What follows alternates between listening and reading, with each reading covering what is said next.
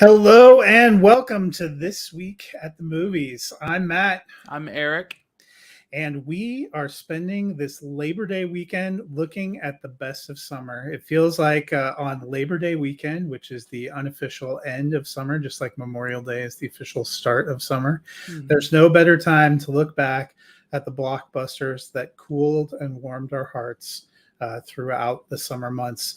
But before we get into that, we would be remiss if we didn't pay homage to the original summer blockbuster, Steven Spielberg's Jaws, which first debuted in 1975, but is back in theaters this weekend. I actually had a chance to see it on Thursday in IMAX and 3D. I'm so excited to hear It about was incredible. I felt like I was in the water.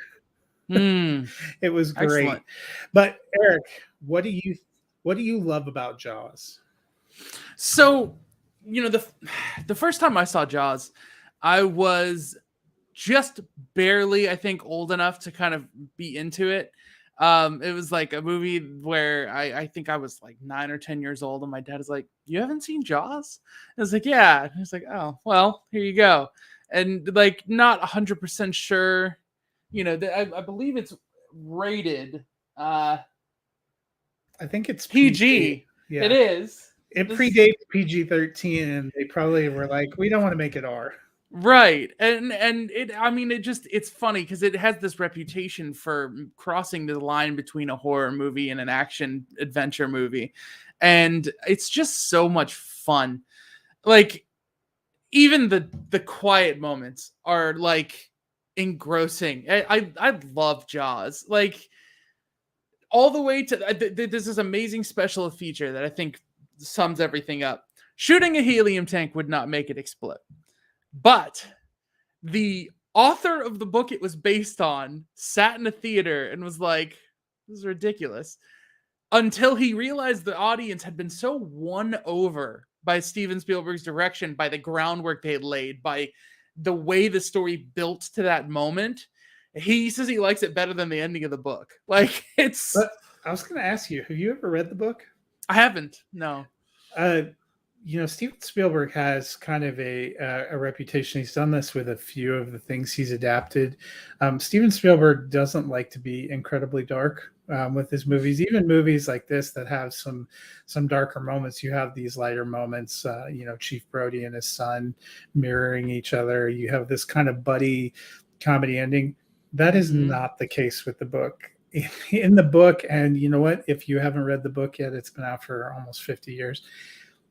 Hooper and Chief Brody's wife have an affair. Hooper gets eaten. It's not a incredibly happy story or an incredibly happy ending. I enjoyed the book, but having seen the movie, it was kind of like if you've ever seen Jurassic Park and read the book, you're like, these are not exactly the same kind of. You're not on a helicopter with sweeping John Williams score, looking out at some birds.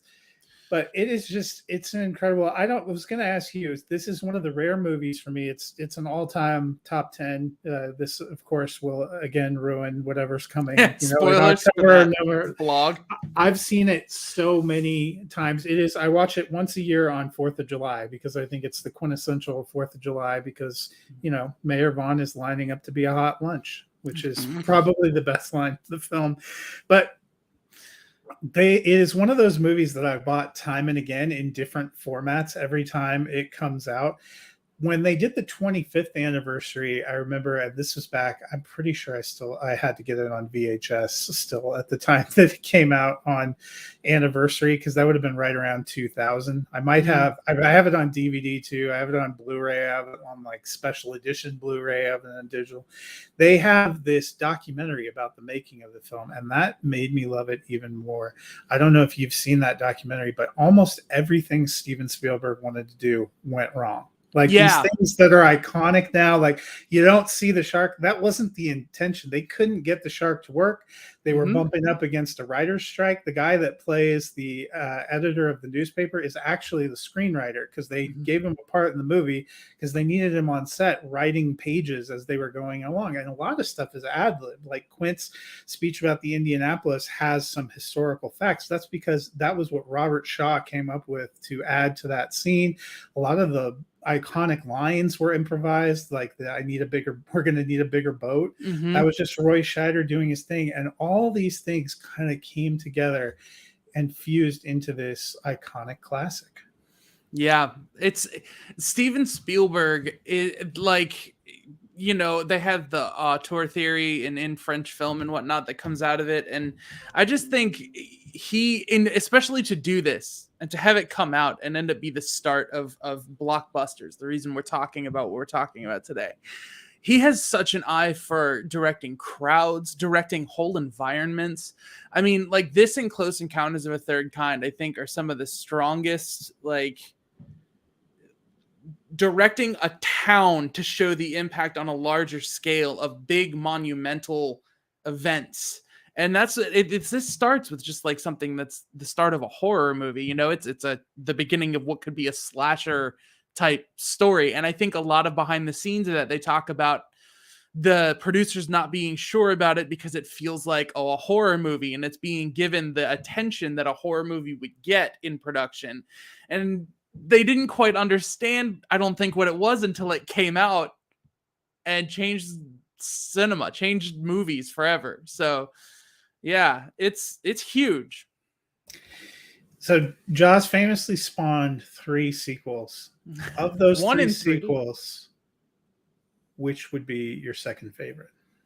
Oh, I'd have to watch them in order for that to be something I could answer. I've never even felt the appeal. Like the second one, I've watched many videos about them. I know anecdotes and things like that because I've always been curious about it. Because any sort of franchise that has that legacy of sequels that trailed off, I'm curious about it. But I think this and Candyman are 2 movies that I've just been so struck by it, and I like that story that I don't want to associate something else with the next step, with what happened after. And so there's just something, I don't know. Jaws 2 is almost feels like a ripoff of the Okay. first one. Like it's still set on Amity, and even though all these events happened in the first one, Vaughn is still the mayor, which leads No. there's a meme that you have to look up that came out a few years ago of a guy at a Red Sox game that says, "Remember, the mayor from Jaws is still the mayor in Jaws 2. Local elections matter." So, but no one believes Chief Brody. They're like, no shark would ever attack the island. I'm like, literally, were you not there 2 years ago when all this happened? Jaws 3, I actually like. I would put it in top 5 shark movies. It's set at they never explicitly say it's SeaWorld, but Right. it's definitely SeaWorld. Dennis Quaid is in it. He plays Brody's son. Leah Thompson's in it. Louis Gossett Jr. is in it. It was originally in 3D. It was in the early 80s, 1983. It's better than people want to give it credit for. You can skip Jaws the Revenge. The most notable thing about Jaws the Revenge is that Michael Caine missed accepting his Academy Award because he was filming Jaws the Revenge.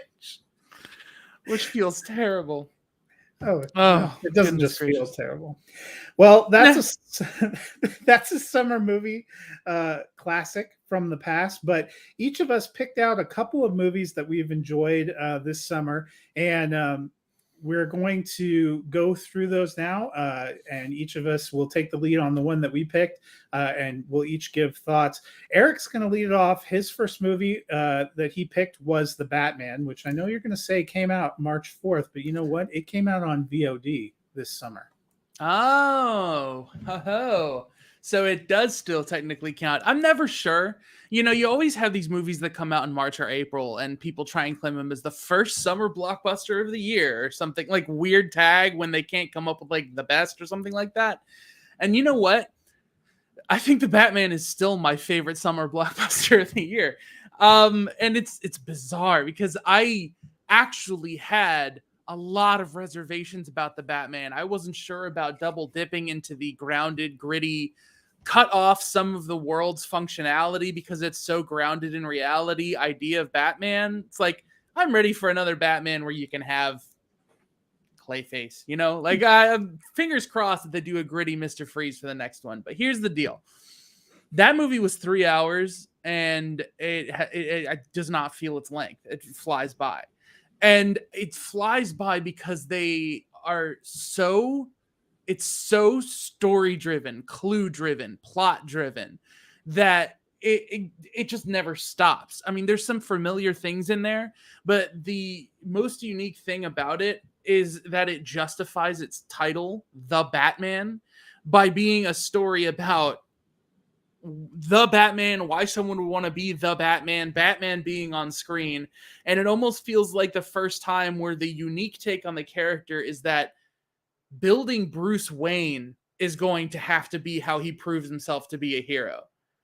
And that is to walk into like the 800th adaptation of Batman and have it come out as something striking that I had not thought of.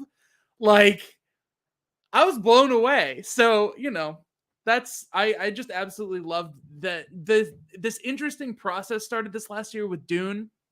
They shot this, I believe, digitally, printed it onto film, scanned the film digitally.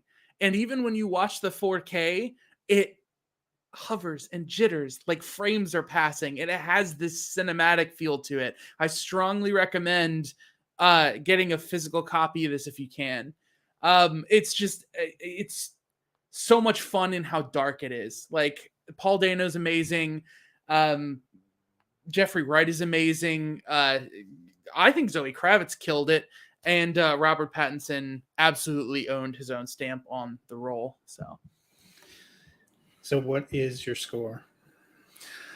Out of my thumbs, I'm gonna give it a full 2 thumbs up. I don't like to do that like right out of the gate, you know, with movies we're talking It about. It is the best of summer, so I would It's assume kinda, that yeah. the 2 that you picked, you're probably going.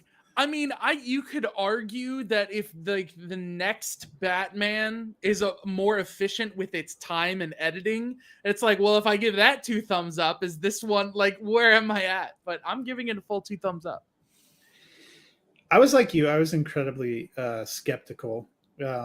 I believe I openly mocked Batman casting several times on Twitter. I told Ricky if I gave it anything more than 2 stars, you would know that my body had been taken over by aliens. And like about 45 minutes into it, I thought this is going to be my undoing on social media because I do love the meme. I don't know if you've seen it, Dr. Manhattan sitting out there, and the year is 1989, and I'm 25 years old. I'm looking forward to seeing a darker, grittier Batman. The year is 2008. I am 35 years old. I am looking forward to seeing a darker, grittier Batman. The year is 2022. I'm 50 years, something like that. I'm looking right. And it is darker and grittier, but it does earn it. I really loved Paul Dano. It feels more like Seven than Batman, 1989 Batman. It manages to distinguish itself from the Nolan trilogy, from the Tim Burton films. I actually thought with the opening and some of what they did with Robert Pattinson kind of journaling, it felt very much like a Watchmen style approach. And if anyone who follows me, they know I have a soft spot for a Watchmen. So I ended up liking it quite a bit more than I expected. It's still sitting up there in my top 10. I'm going to give it a thumbs up. A 1 thumbs up? 1 thumbs up. All right. I gave it that probably more closely aligned to the way I did star scoring, but it's still. I would be curious for you, of all the Batman films, I still have it as my 4th favorite Batman film for right now. Mm-hmm. So yeah. I don't know. I'm still Dark Knight Rises, Batman 89. Mm-hmm. So I hopefully with the people that know me know by now that I'm not a huge fan of ranking things. To me it feels very odd to think of like, Adam West's Batman versus this Batman, the idea that one could surpass the other with comparable qualities. And I know there's a much closer comparison you can make. Like, I think you could argue the merits of this as a story about Batman between The Dark Knight and this story, because both of them are about the functionality of Batman and the risks of other people looking to Batman as a symbol that inspires them. But it just doesn't click with me. The connection of like putting one on top of another, and it's really hard because I think that's a big barrier to me in a social like community with the online community is like, if I could just do it. If you spent more time in fantasy football, you'd be used to just having to rank everything, every thought. Yeah, for sure. Well, our second film it's not a remake, but it is a sequel with Tom Cruise returning to the role of Maverick from the classic 1986 film Top Gun for Top Gun Maverick. This was one of the first big blockbusters of the more traditional summer season, coming out on Memorial Day weekend. It was delayed a little bit by the pandemic. I believe they shot it actually in 2018. So they have had it in the can for a while. Didn't know what to expect. I enjoyed the original Top Gun. I think it's iconic for some of its sequences. I wouldn't say I thought it was an incredible film per se. I feel completely different about this sequel. This is the rare sequel for me that surpasses the original in every sense.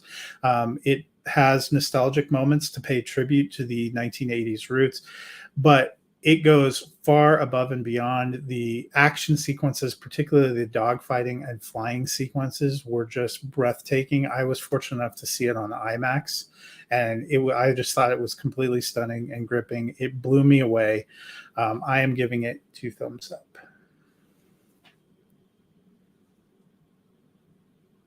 So that one got your 2 thumbs. Okay, that's good. The thing is, I hear phenomenal thing after phenomenal thing, and regrettably I missed the chance to see this in theaters. And so my thoughts on this movie are really more about the original Top Gun, which I think in itself is sort of, I want to say, because this came out before Mission Impossible, is the blockbuster to round out and like point Tom Cruise's career in the direction it was going to go. He has other big hits of the time and he's gone all over the map, but I feel like after Top Gun, it's like you can kind of see where he was going to go.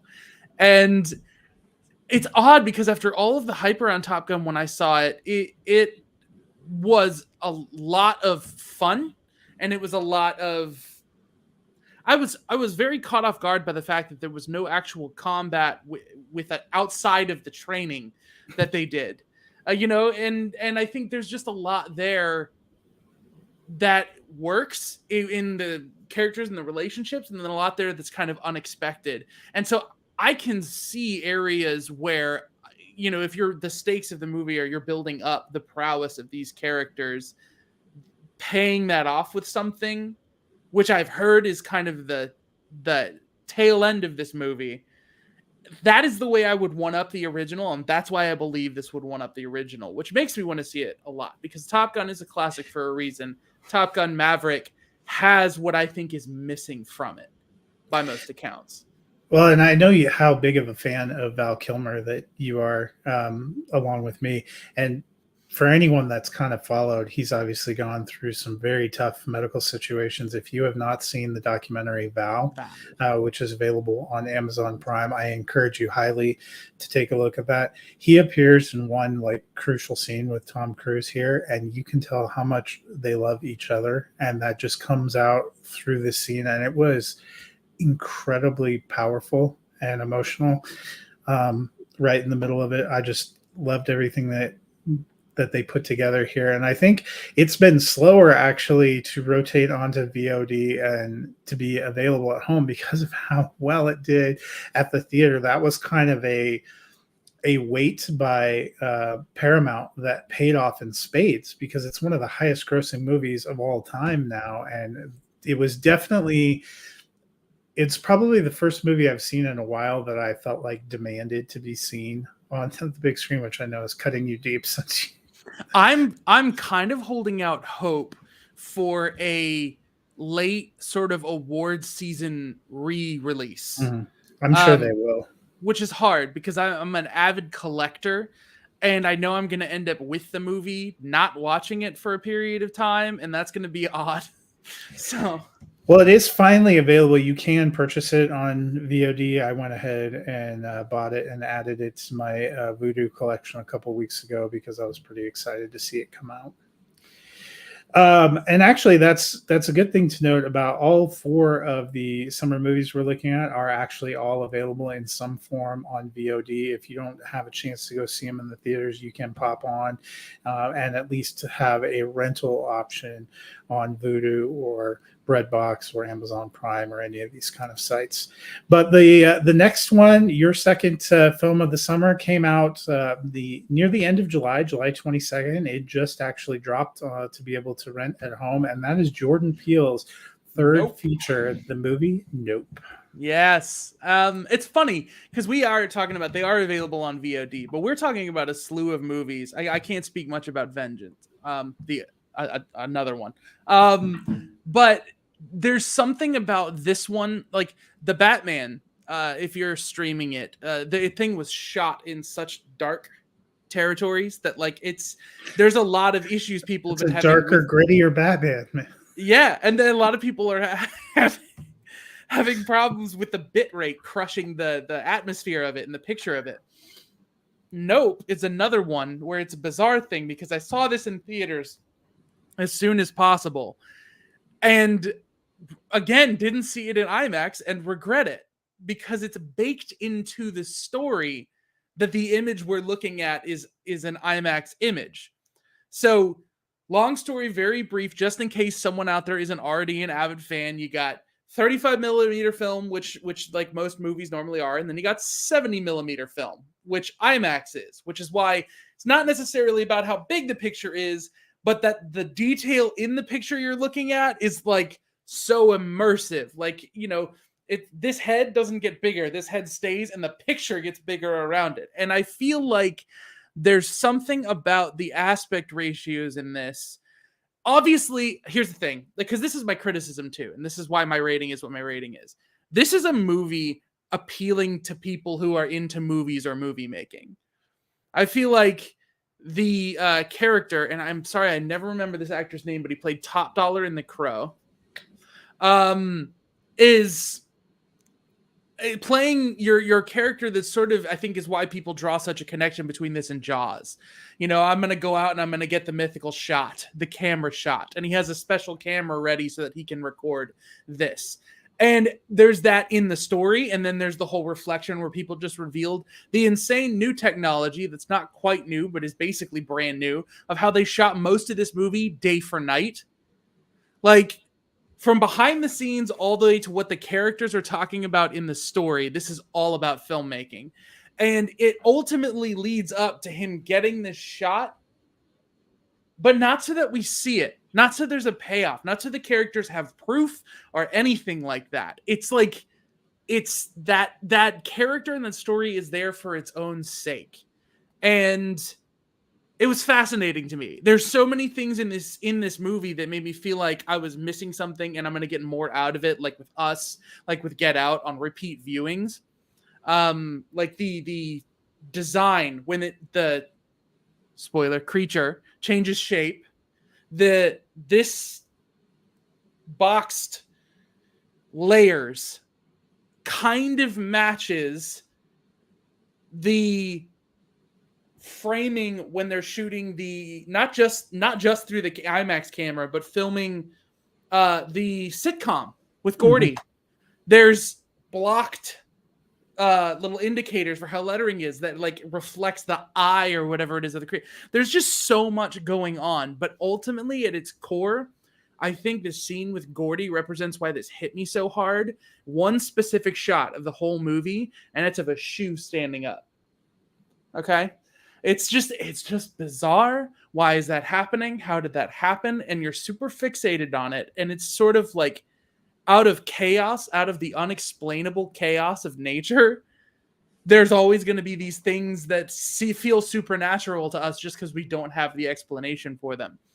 And that, with all of Jordan Peele's love for movies, is all up on the screen. And it was such a big event, and it felt like such a huge ride, and I loved it.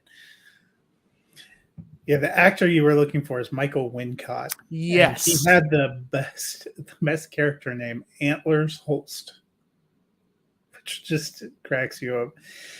I love the kind of comedy and the style that gets put in here. I appreciated Get Out. I liked Us. This might be the one of his that I like the best so far. I think it just keeps getting better. I love Daniel Kaluuya and Keke Palmer and their back and forth, that brother-sister vibe, and just some of the lines and some of the line readings cracked me up. Very stylish. It was a movie that pulled you in, that at first, in the early trailers don't tell you anything, but then as you get further into it, you see what the subject matter is, and I won't say it for those that haven't seen it, but I was thinking to myself, am I going to be into this? You've never seen this subject matter approached this way. And I just thought it ended up being really captivating. Such a visual storyteller. I enjoyed this one quite a bit. Give it a thumbs up. I agree. One thumbs up. Yep. And so and one little shout out, Riz Ahmed. Mm-hmm. Yeah, his character feels like Stephen Yeun. Sorry, no, not Stephen Yeun. The guy from Fries. Brandon Perea.